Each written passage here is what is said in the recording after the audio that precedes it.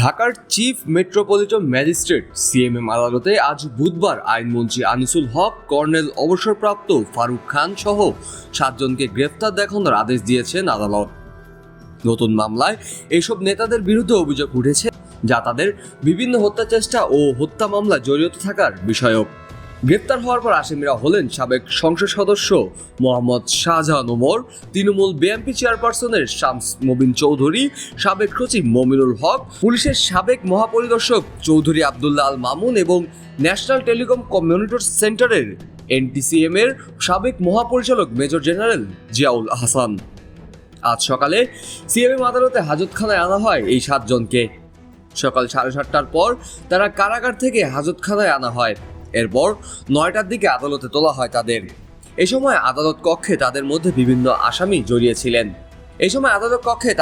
বিভিন্ন আসামিও দাঁড়িয়েছিলেন, যেখানে আনিসুল হক, ফারুক খান, মহবুল হক, চৌধুরী আবদুল্লাহ আল মামুন ও জিয়াউল হাসানের একপাশে দাঁড়িয়েছিলেন। অপরদিকে শাহজাহান ওমর ও শামস মবিন চৌধুরী আলাদা অবস্থানে ছিলেন। আদালতে তাদের আইনজীবী এই বিষয়টি তুলে ধরে।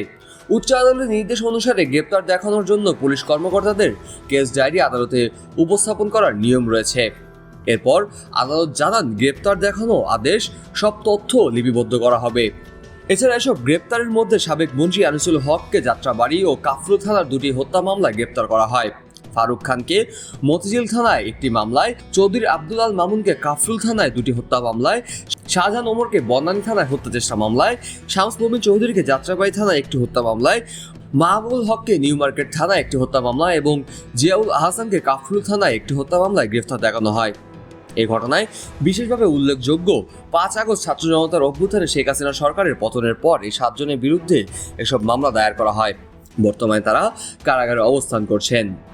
কাজী মোহাম্মদ আরাফাত, প্রেস 20 বাংলা।